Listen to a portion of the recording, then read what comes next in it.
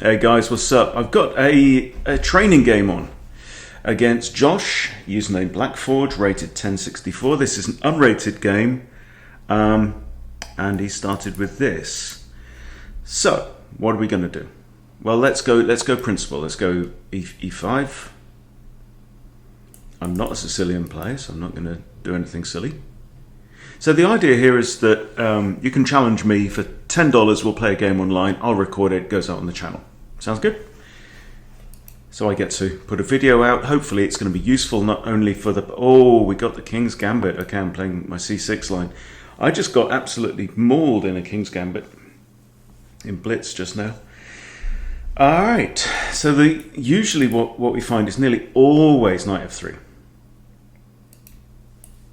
In theory, they can just take here, though. To be honest, I don't really know what to do if they do. Okay, knight f3, and now we push d5, and if they take, you push on. So this is a line that Naroditsky recommends. It's a very kind of offbeat response to the King's Gambit. Not a very good chessing day today at all. I had a couple of goes at trying to carry on with my not speedrun series. It was so bad. I just trashed it. I'll try and do it again for you tomorrow, guys. So, yeah, I mean, this is a really funny old line, but I do like playing King's Gambit players because they tend to have a personality. So if take 0, I guess I'd take with tempo, but you're just guaranteed a whole heap of fun and danger here. So we push e4 now with tempo. So this is kind of in the spirit of the Freddy Krueger thing. This idea of getting a pawn to e4 with tempo against the knight is very much in the spirit of Freddy Krueger, but it's not the Freddy pawn. You know, normally we play here and try and get them to take and then push on Vienna Gambit style, but that's not what we're doing in this case. Okay, so he's got an issue. Where's the knight going to go? He'll quite often come in here, and then pretty much whatever happens, we just take the pawn on d5. And there is a kind of a trap ski here, which is that if they bring the bishop out with check, and you kind of block, you might do some trading, and then if white castles, you have the move queen c6, hitting the bishop and the king, right? But you don't. I've found that you don't often get that trap. Okay, so the normal routine here with Freddy Krueger is to block with Queen e7. I don't know if that's right. I don't know if the right thing to do here is to... Because, I mean, obviously what Josh has done now is he's pinned my pawn, right? So he pinned it so the pawn can't take the knight. C takes d5. It seems to make the most sense, though. I defend the pawn, which was previously obviously undefended, so we get the center. We're still not really attacking the knight because the pawn's still pinned, so this is playable. And if that, then you don't want to block with the bishop because the queen can take here. That's the issue. So, but you can, I think, block with knight c6 because the bishop defends this pawn, the queen still defends here. But his present issue is still that the knight is under attack, but not really under attack. I had 3 little pots of coffee today, and I cannot jumpstart my thing in there. Having said that, I played a few Blitz games. I've got back over 1500, which is not common. You know, I struggle to stay above 1500, so obviously not going too bad.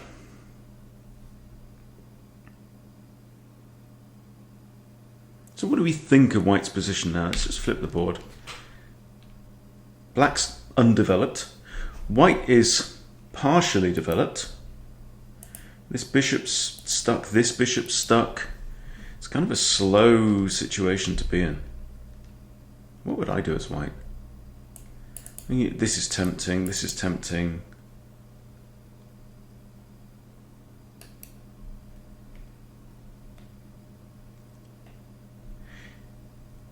Could think about something like d3 as well. having to bust open this center. There you go. All right, we have d3. d3 on the board. Okay, so let's do a little assessment. That's easily blocked with c3. I can interpose the knight, the bishop, or the queen onto e7. I can put my bishop here. Then if takes, takes, and the knight is then under attack. That's not a bad move. But bishop e7 also is not a bad move. Got knight f6. If takes, takes again. But again, then my pawn is still pinned. So I'll play bishop e7. Takes, takes, we're kind of okay. But this is definitely not a kind of very King's Gambit-y kind of position. So you know that white's going to be kind of a little bit off balance at this point. And now the knight is genuinely hanging. So something must be done. If DE, the knight is hanging again because there we go. Yeah, we just take. Queen here, again I can block with the knight. Nice developing move for free. The knight still hangs, of course. So I'm not too worried about this. I mean, I don't know about that. Actually, is that even playable, queen here? Because bishop d7, I'm attacking the queen, and the knight is still attacked. Genuinely attacked, so... There's a thought.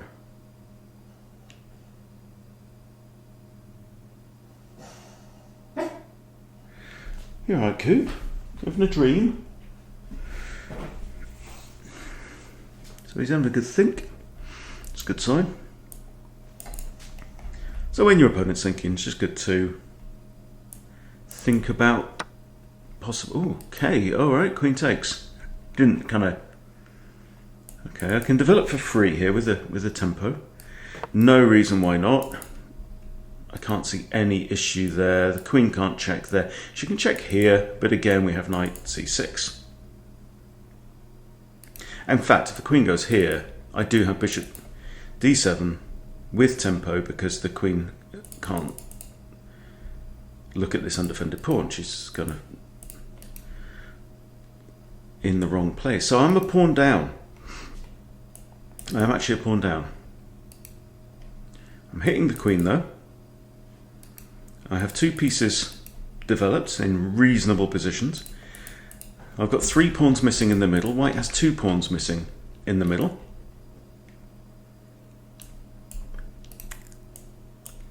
Bishop here, there's potential threat of that. Should the knight move, so that effectively pins the knight. So that's one of the things that I do now with the goldfish approach, is that I'll identify pieces that can't really move and tell myself why. Okay, bishop out.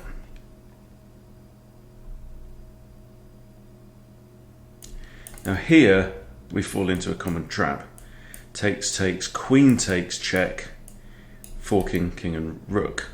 We do not want this. If I play bishop here, that undefends this. So is the move knight here? I think it probably is. This also pairs the knights. Now they are very kind of backwards on the board. Queen can't take there. I am ready to castle. I also have this move, by the way. So Josh needs to look out for this. Now he does have knight c3, which is like the only defense, the only good defense there. Is there anything I can do about that? Well, my bishop is currently pinned, so it can't join in the fun. But his queen's under attack. That's the main thing. So he's got 2 problems. So what does he do now? He does have this. So the bishop isn't in great peril. The queen is currently on prise. So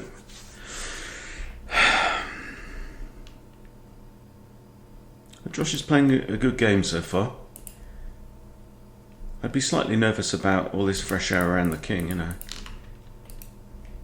There are issues there. Also, knight here will pin the knight, yeah?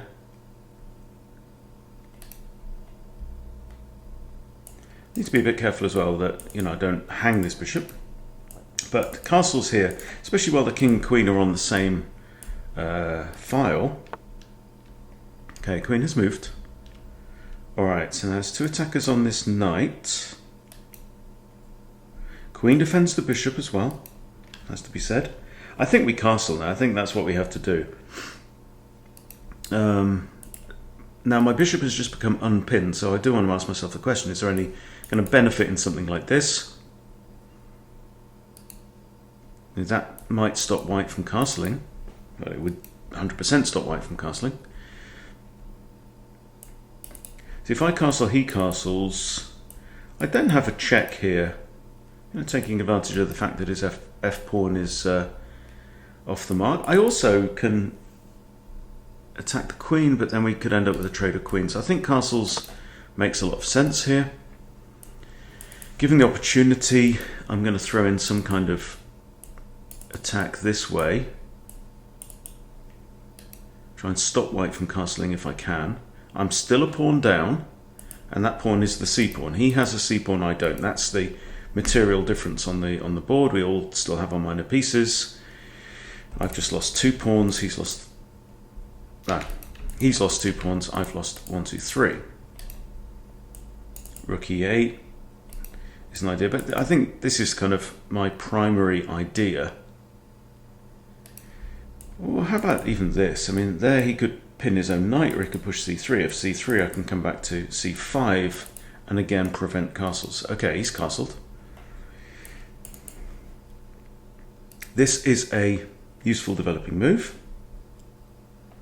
I think it's time to look for tactics here somehow.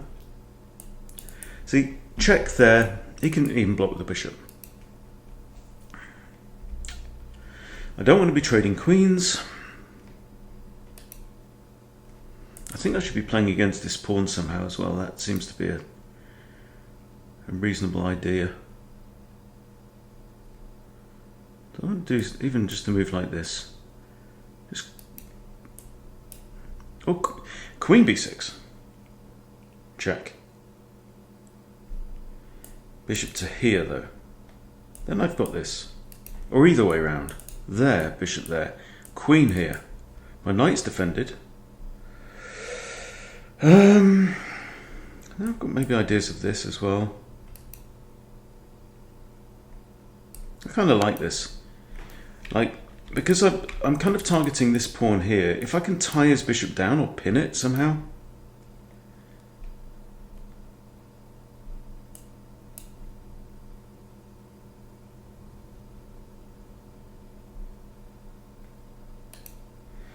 Thinking of bishop blocks, I've got this with the threat of you know, he can't recapture.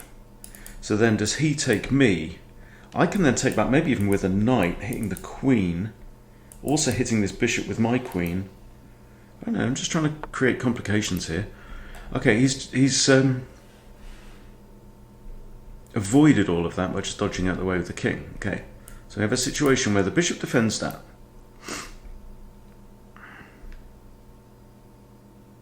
This is a thought now, isn't it? Look at the king and the queen, right? So are we creating a headache that way? Because I mean, rook takes, you just got bishop takes rook. My bishop can get out of dodge pretty easily. Let's go for it, see what he does. He's using his time. He's playing very, very well, I have to say.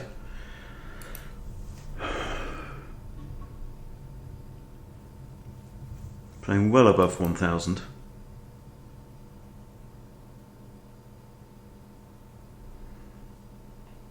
Obvious.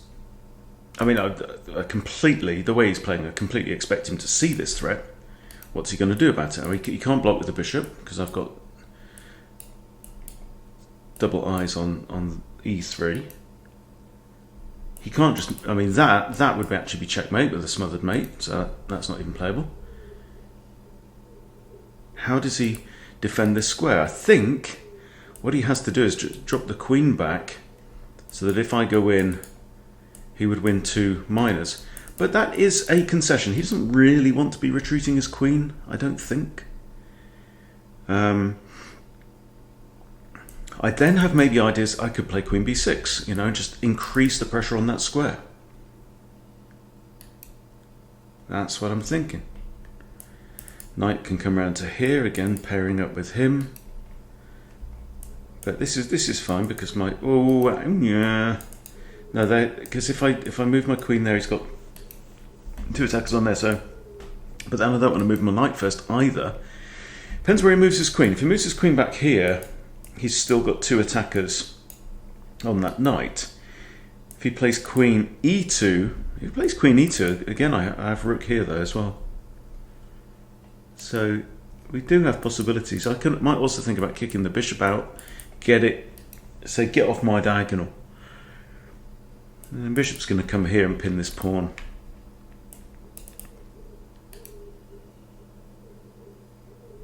Five and a half minutes. Come on, Joshua.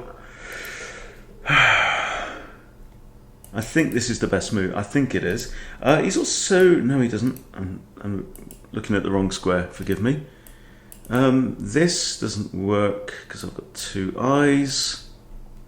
Yeah, I think he's got to drop a queenage back.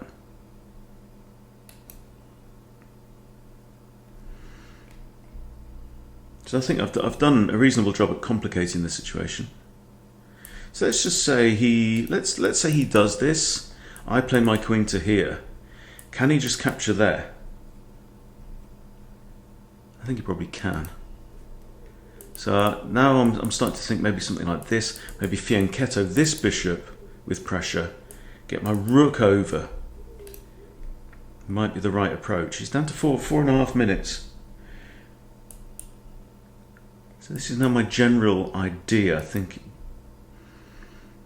it's being the best way forward. Actually, if a6, b5, his bishop can't stay on this square. It'll have to drop back. Drops back to b3 though. Still pinning this. But then I get to fianchetto this bishop, which makes me happy. He's got rook takes. And that is a move that we did not expect. Ho, ho, ho. Right, I'm going to throw this in quickly. Whether he goes here or here, I just have a quick b5 as well. I expect the bishop's going to find its way to b3. The queen is on a defended square. That's important because I might move my knight out of the way. If the queen was undefended, yeah, especially if the bishop's finding its way back here, but the queen is defended by a pawn. Having said that, trading queens would create an isolated d-pawn. I also have maybe the possibility of this, which pretty much forces h3. Ah! My queen's looking at that square. Ooh! There's a bloody thought. Now look at this. Here I threaten mate. He does this. I did this with check. If rook takes, I've got queen takes. Right? I did not see that. You know, I just literally saw that 10 seconds ago, but that's the idea. We're trying to be awake to these possibilities. Lots of pressure around here. It's a classic attacking pattern. Again, just trying to force my opponent to do something he would prefer not to do. This, the rook has to take, because otherwise he's going to lose the queen. Right? So I'm expecting h3, check, rook takes, queen takes rook. Got pressure, a go-go down here. This bishop doesn't scare me. I can always throw in b5 as well. So this is just tactics, isn't it? And it's not, actually, the f-pawn being from home is not really a major consideration here. It's really interesting to know what has led up to these tactical possibilities. And remember, I'm still a pawn down. And I didn't have a development lead, and we've only played 14 moves. Didn't really enjoy a development lead at the start. It just feels like it's one of those games where, a bit like a blitz game, where you you just get forward momentum and you're constantly pushing forwards and trying to force your opponent to play less than ideal moves. Oh, wow. But I still have this, yes? Which is still a fork on king and queen. I think rook is still forced to take. I have queen takes, but yeah, rook takes knight, queen takes here. I'm threatening mate there. He can't take my queen, he's in check. There's only 2 legal moves, and that is not the right one, because that is I take queen with double check, it's just game over. He has to take. Okay, there's no eyes on this pawn, so I'm happy about that. If he does this, so the thing is, I have this. This is actually mate in 2. The only legal move is to block with the bishop. So what you gonna do? The knight also hangs. Knight's under attack twice. If I take the knight, I'm threatening mate on g1 too. This is a very unpleasant situation. Bishop here just doesn't work because this is mate in 2. Oh man. What happened there? And the key thing is, what's the difference between a 1000 and a 1500? I don't know. That's the I really don't know. Some of it is knowledge, you know, experience, knowing some patterns. And the game isn't won yet, by the way. I mean, could he play like this? That's a thought. Knight there? Good move. So he saves the knight. I can't go there with check because of the bishop. I can't go there with check because of the knight now. That's a bloody good move, mate. Well done. And I can't checkmate here because of the knight. So, operation, get rid of the knight. Or I may just need to bring in reinforcements. So, knight here. Oh, that comes with a discovery on the queen. And it defends h7. So I'm kind of, I can't see any problem with that move. But that's a damn fine move. I also have queen takes c2, attacking both bishops actually. That's also an idea. So I'll keep that one in my pocket as well. But his present issue is discovered attack on the queen. You know? He's down to a minute now. Now, I mean, I'm playing instinctively right now. It's not like I'm looking 3 moves ahead or anything like that. Okay, well that hangs the queen. Unlucky. Yeah. If pawn takes, I have queen takes. That's checkmate. Because of my bishop here as well. Removing the knight, which is the defender of g1.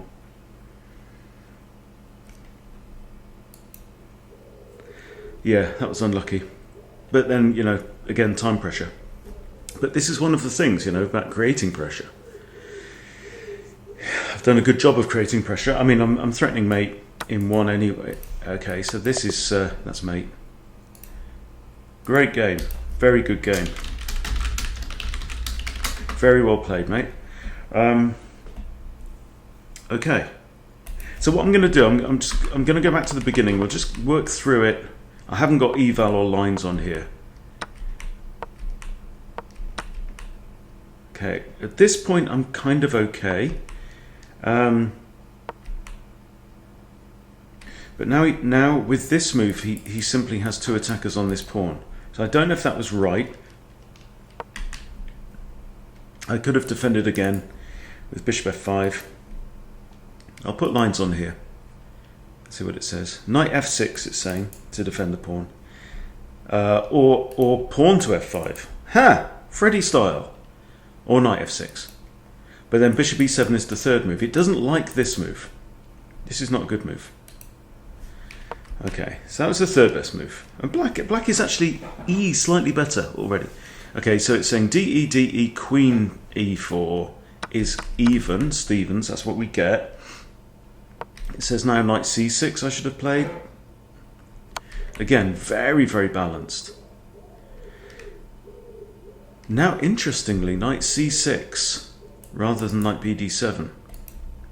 It can't make up its mind. No, now it's saying knight bd7, which is what I play. But this, knight c6, bishop takes, queen takes. Oh, of course. Yeah, so after this, should have figured that out. I have bishop d7, hits the queen, discovered defense of the rook. Come on, Hunty. Anyway, so we have this. Queen moves back. Black has a tiniest edge. Nothing to write home about. I get to castle. This is maybe a key thing. But then he castles. Tiny edge. I develop my bishop with check. He moves away. I move in. Now apparently he can simply play knight c3. Interesting. Knight f2, rook takes f2, bishop takes f2. Okay. It's saying you can just go ahead and develop and just like give this up. Really? We have knight to here, and then after best move apparently knight takes h2 here, attacking the rook. And if king takes, I'm guessing it's knight e5. Fe. What have I just sacked 2 pieces? I've just sacked 2 pieces. Queen h4 check. King g1. Bishop takes. What? Oh no, sorry. That's just a fishy line. That's just that's one of those moves that a human just isn't going to figure out. Not a normal human anyway.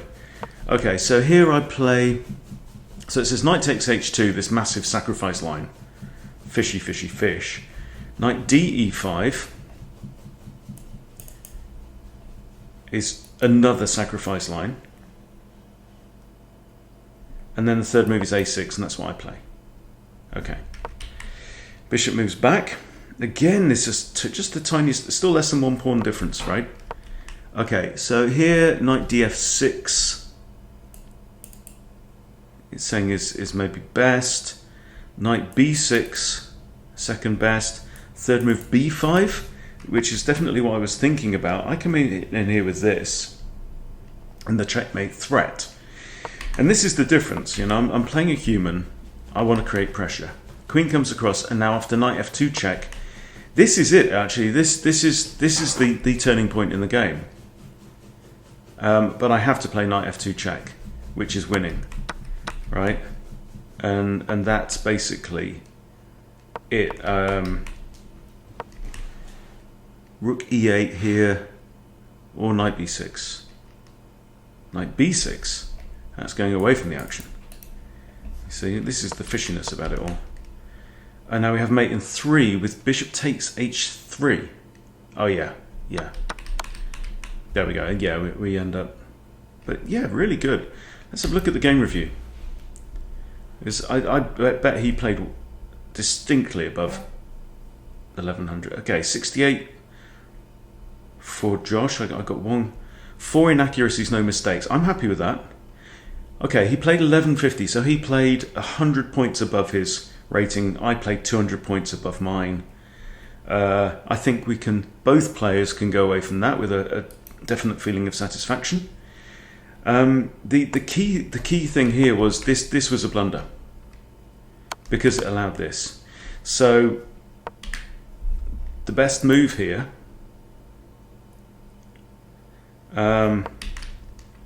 was knight f3. Knight f3 with tempo on the queen, defending that, of course. Yeah.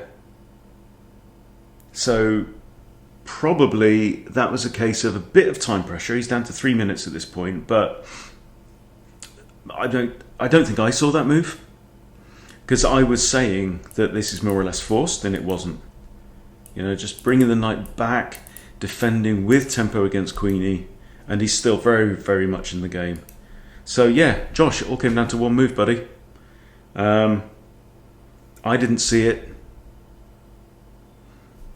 So after this, it's saying queen h5. I just have to retreat the queen to h5 or h6, or all the way back here, and you know, you fight on.